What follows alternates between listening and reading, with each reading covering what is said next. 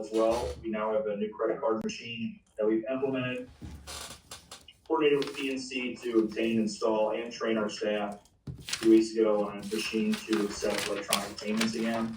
That includes Apple Pay and other types of proprietary payments. So we're now able to do that. We're also evaluating a second device with cellular capabilities for remote use in the parks this year, which will enhance our ability to collect. Right now, it's all cash, so it'll give us the ability to collect electronically for entrance, but also we believe that it'll enhance our sales when it comes to concessions, which Daniel Gilligan, our parks director, implemented this fall. That was a great success. Thank you again to him for that. Can I ask a question? Yes, ma'am. Does this include Waterworks payments or just village money paid to the village? This is just money paid to the village. Okay, I think that needs to be clarified for anybody It listening. doesn't change anything. They might think they can start paying their water bills that way. Yeah, doesn't change. And this is physical on-site card machine.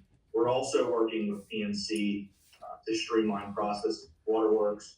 Sometime in the first quarter of 2025, we look to offer the ability for electronic and online payments for your water bill. So we're also working with PNC on that. That's a more comprehensive process. That's so why I wanted to clarify. Working with our office manager, clerk, Pam, and myself, and Cindy to roll that out first quarter of next year. But this machine is just for payments here at Building permit, correct. whatever it was, okay. Yep.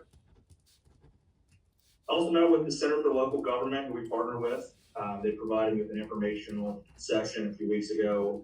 They offer us a wealth of resources. They also manage our healthcare and fringe benefits for our employees.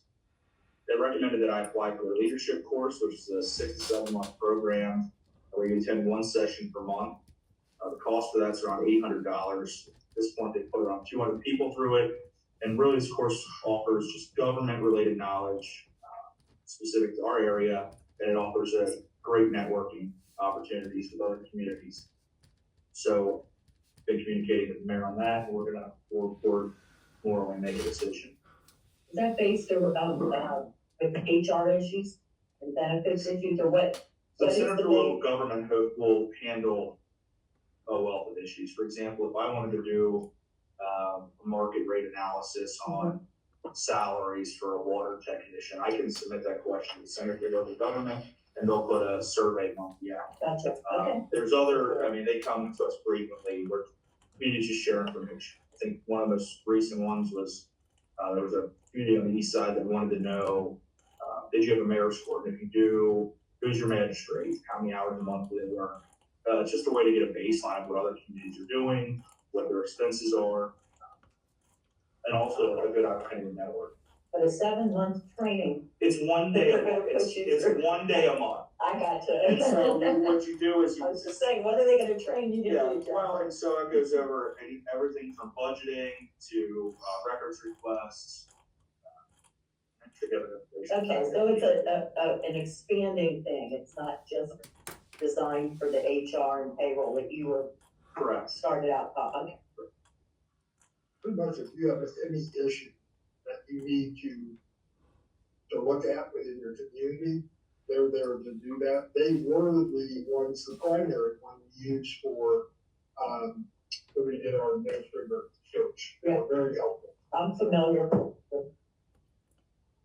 Right, just some quick numbers on it for you. On the date, they put 174 individuals through it that have graduated.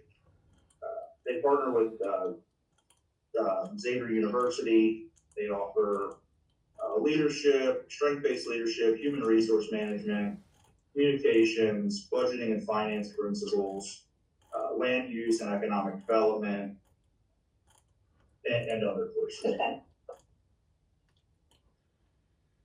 Thank you. Okay.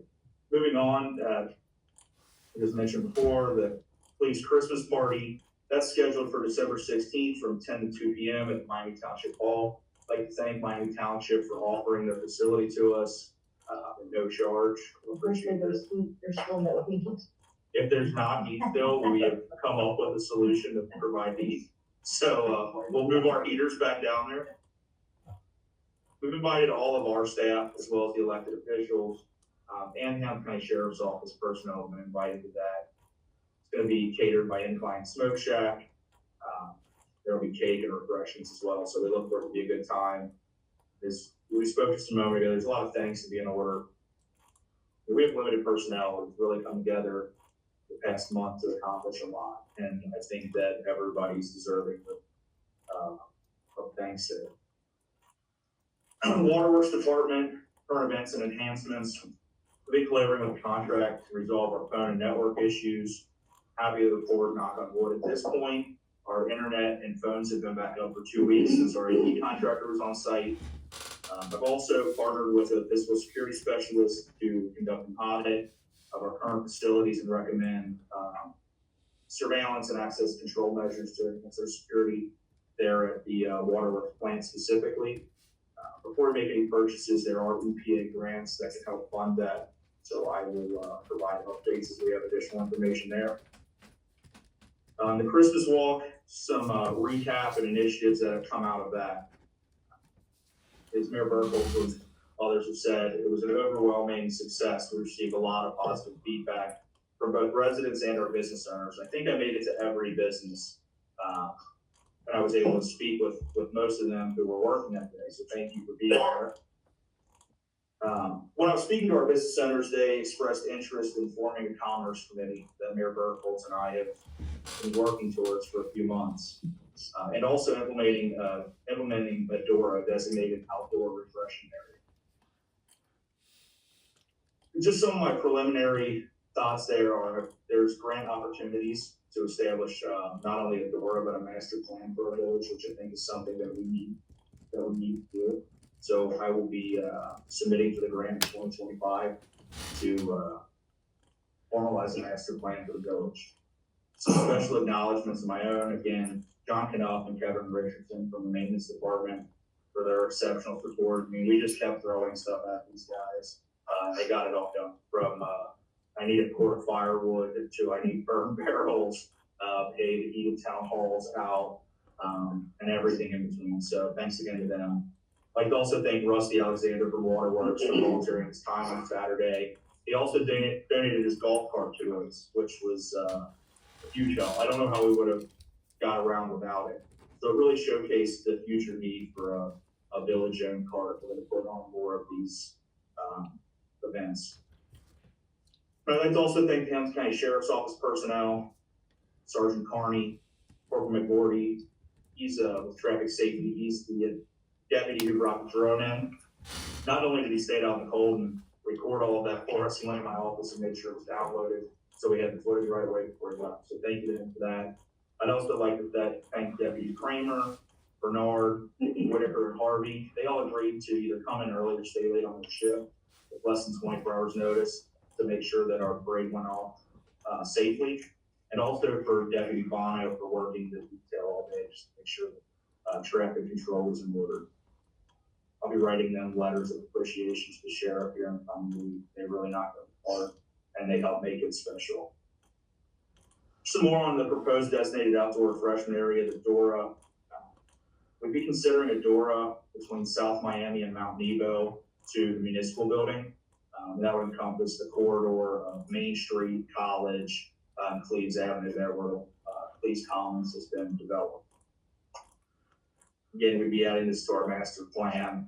And I plan to apply for a grant in the coming year to get some contract assistance, just on giving us visual aids and putting a formal plan together. So, can I ask you a question? Absolutely. Like the downtown DORA, does that mean people will be able to walk the streets with drinks? So if we adopted it, and there would have to be legislative approval, but yes, it does. Now there would be processes and procedures we put in place. At this point, I've communicated with Chivy, and the way they control that is it's a cup. There are specific cups that the municipality orders.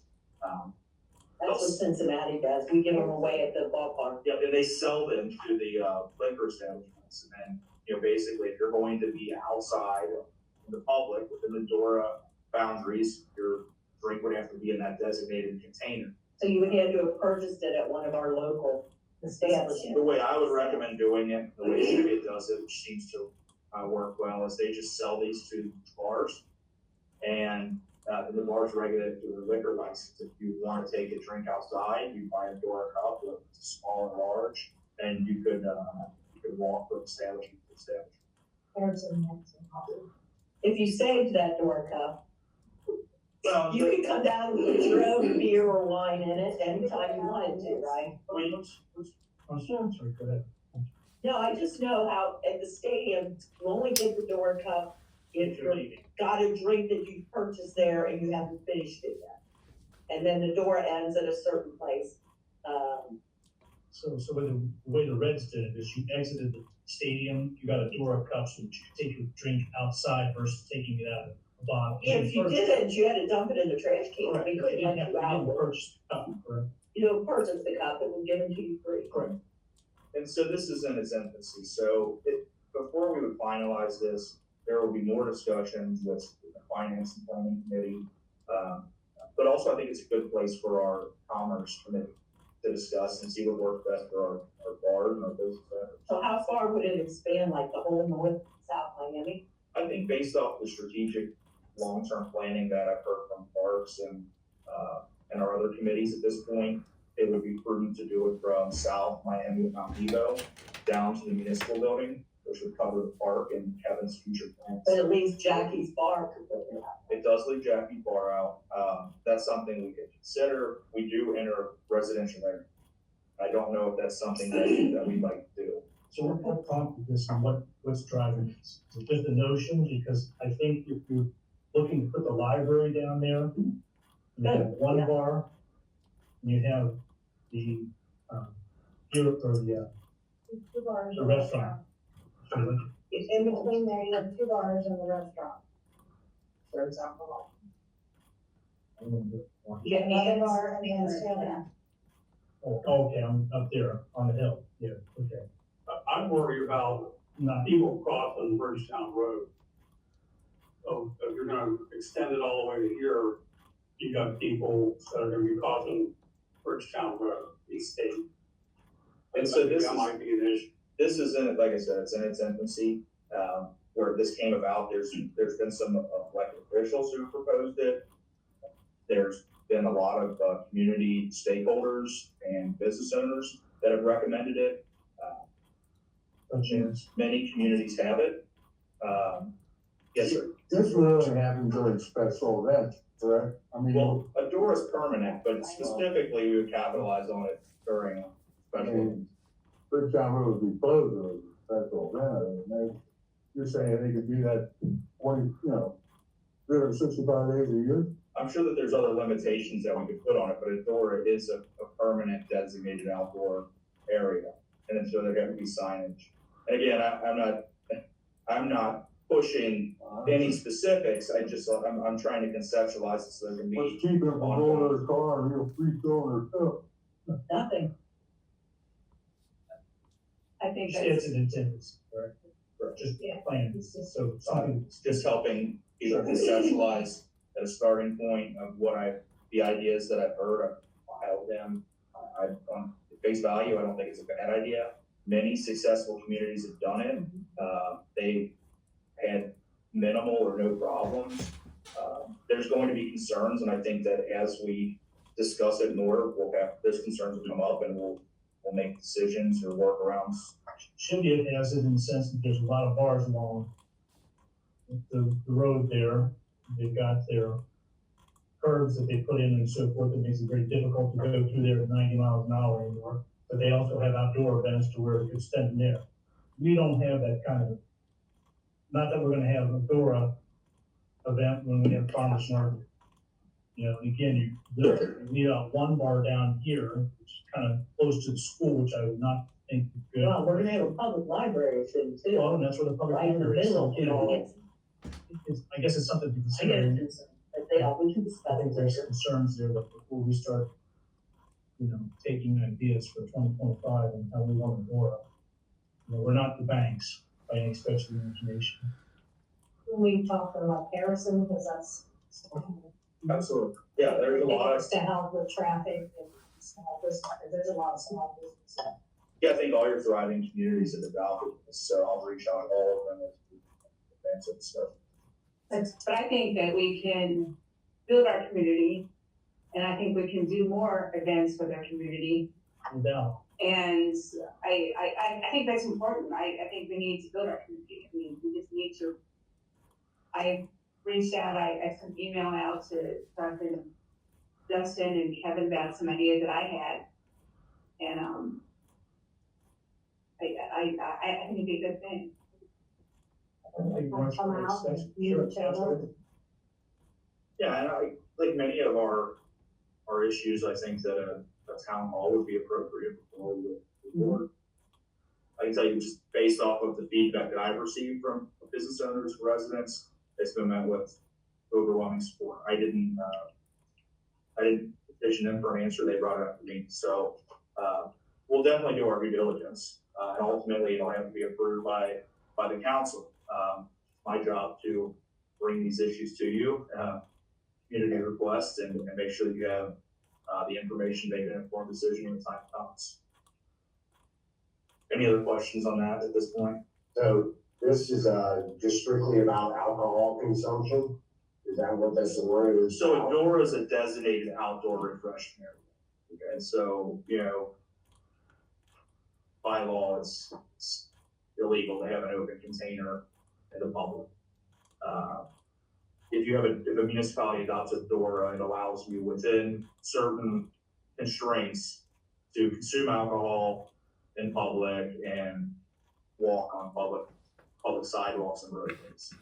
So for example, if we had a concert, the way based off of some of Mr. Burns' vision for Cleves Commons, if we had a food truck outside Cleves Commons and local musician playing live music in the summertime in Cleves Commons, you could walk down to Ann's Tavern and get a Miller Lite. And you could walk out in a designated DORA cup and enjoy the festivities of the Cleves Commons. If you want to move on from there, you could walk down to Bistro 407 and have dinner. Is there somebody that watches the limitations of how many doors you decide to have?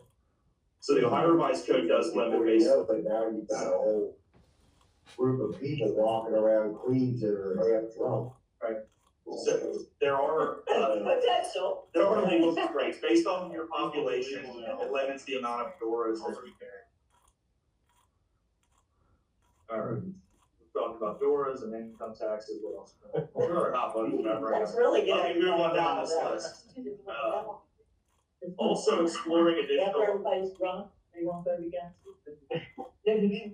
Also looked into some additional grant writing trainings with all of the grants that we seek to write. There is a course in February that'll just provide some updated best practices and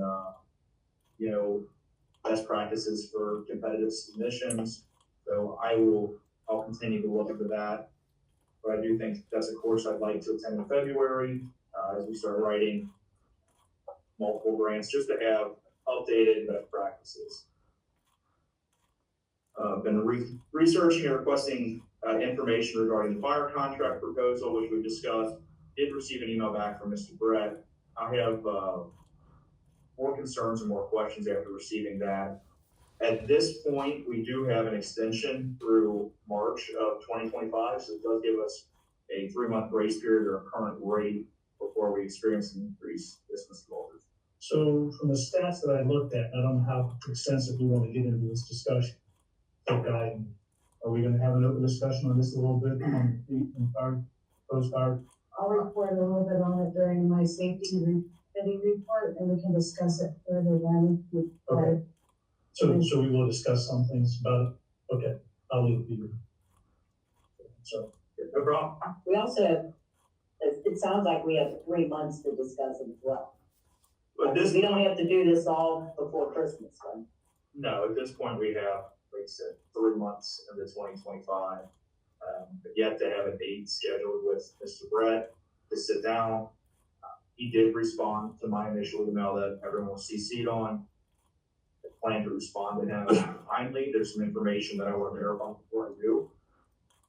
And I'd like to schedule, a sit down and formal negotiation process with Miami Township and their representatives. I think not only yourself, I think the mayor needs to be involved, as well as council. And their trustees as well. As well as council, just one-on-one, I'm not for. Which one are you running? If you're gonna sit down just by yourself with Miami Township, I'm not for that. The mayor needs to be involved, not the base council needs to be involved in negotiation. I think that was the purpose for me, courtesy copying everybody to keep everybody in the loop with information. I'll continue to respect those wishes as we proceed. As chair of safety committee, I will attend any meetings that I possibly can. I do work during the day, but I'm off on Mondays, if you wanna keep that in mind. That's another day schedule. Off on Mondays? Yeah, I'm off on Mondays, or if you do it like first thing in the morning, like 8 AM, then I could do that, just really more. Keep that in mind as I proceed. Additionally, I've been working on the Hampton County Sheriff's Office contract. We discussed that in Safety Committee and Finance Committee. We will experience a decrease over the next 3 years. It'll decrease from 295,000 this year down to 225 next year, and it'll gradually climb from there. We've also discussed, drafted and submitted a memorandum of understanding with the Major Pediment after speaking with Sergeant Carney, just to formalize some communal areas in the municipal building that everybody seems to be on the same page with after our discussions. Also, the number of cruisers in the lot will decrease in the coming weeks, with the Sheriff's Office taking over the Addison contract as well. There are limited cruisers there. That should alleviate some of our overflow parking issues we've experienced. Been working and researching continued efforts towards the local authority, which we'll be discussing in depth and voting on this evening. Law Director and I have been continuing our work on an ongoing human resources issue. Morgan Creek project is going well.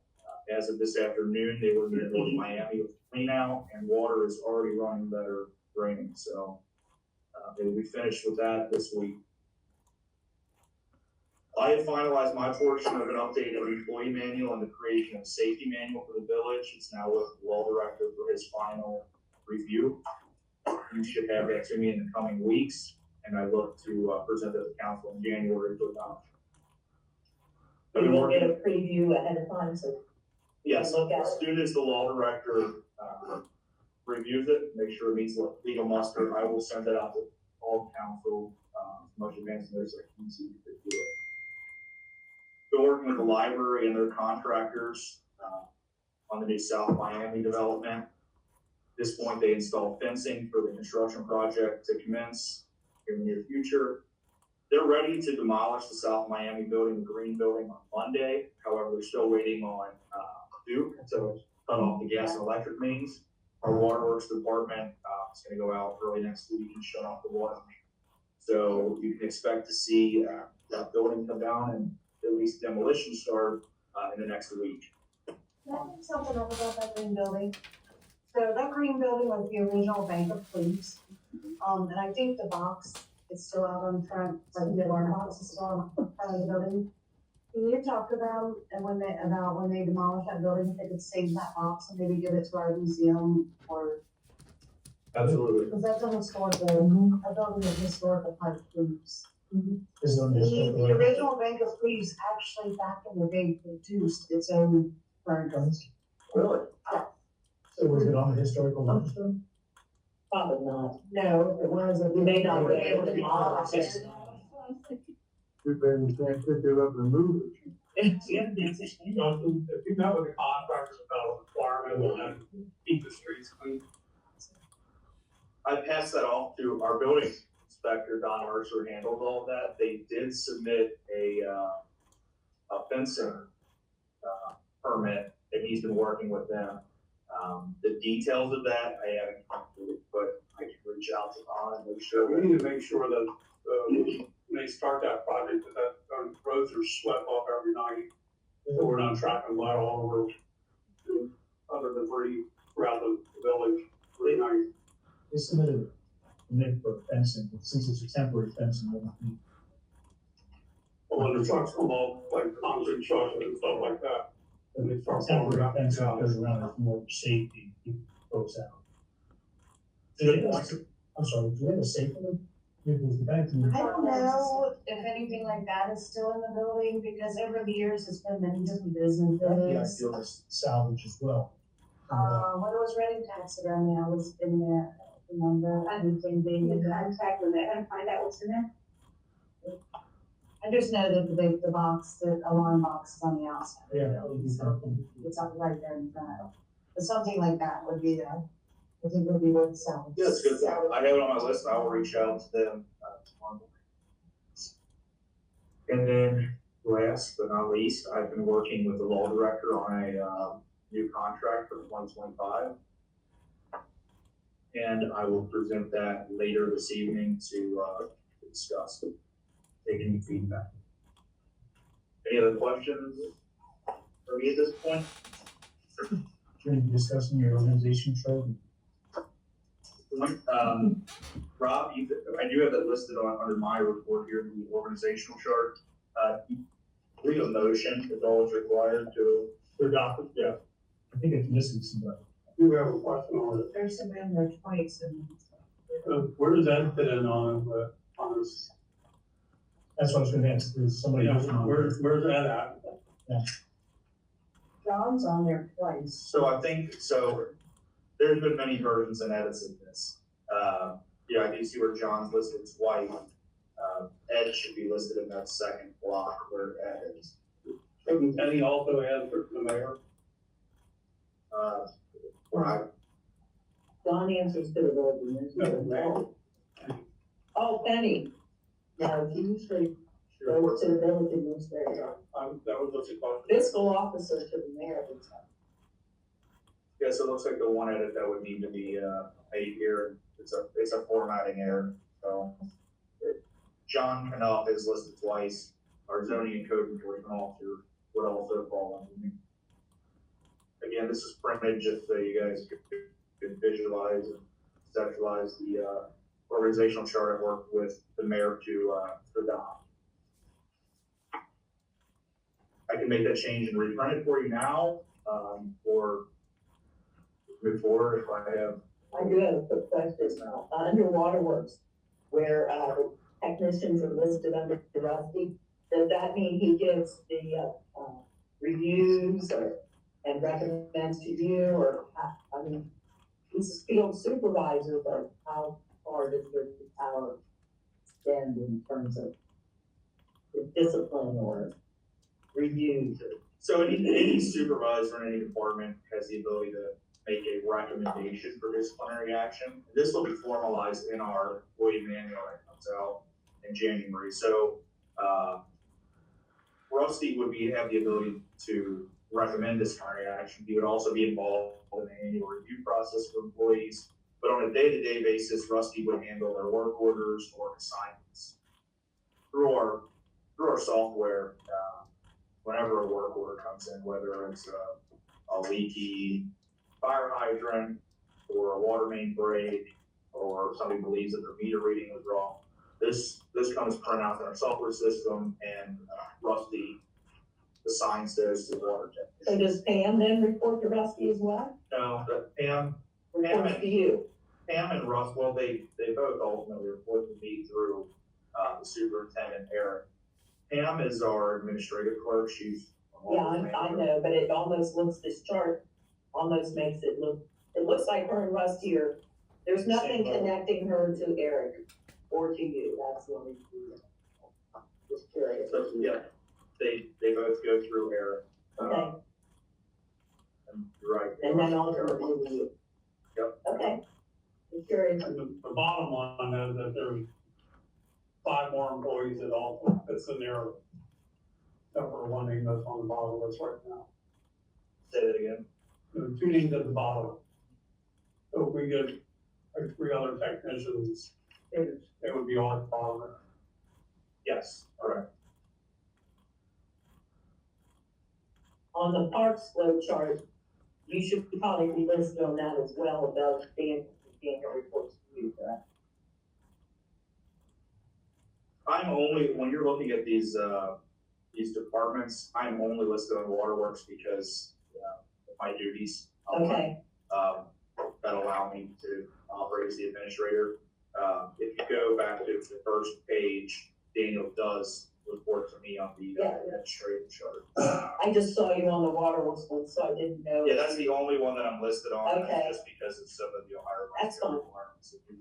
Okay, that's fine. So basically, the only changes that need to be done is John needs to be removed off of one, And Ed would And make Ed his, needs and Ed put in. correct.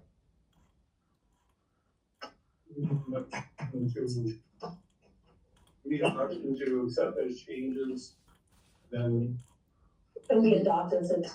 You need a motion to adopt the chart with the changes that we discussed. And you've got that down in your minutes, correct? Yes. So the changes are, the St. John Knuth is being removed and Edmund Schmitz is being put in. The Village of Cleves Organizational Chart Administration. And then under the Village of Cleves Organizational Chart for the Waterworks and the administrative clerk should be reporting to Eric, not Russ. Correct, so. So that line between I'll her and move that Rusty line will be to the middle. removed, and there'll be a line from her to Eric. Yes. I'll make the motion with the revisions. Second. Motion to approve the organizational chart with the revision by Mr. Babel and second by Mr. Walters, right? Is there any further discussion? Any call the roll, please? Mr. Burns. Yes. Mr. Walters. Yes. Ms. Meyer. Yes. Ms. Meister. Yes. Mr. Babel. Yay. Ms. Bolton. Motion passes 6-0. Thank you. I'll provide you a digital copy with the edits for your review. Yep, I was discussing that.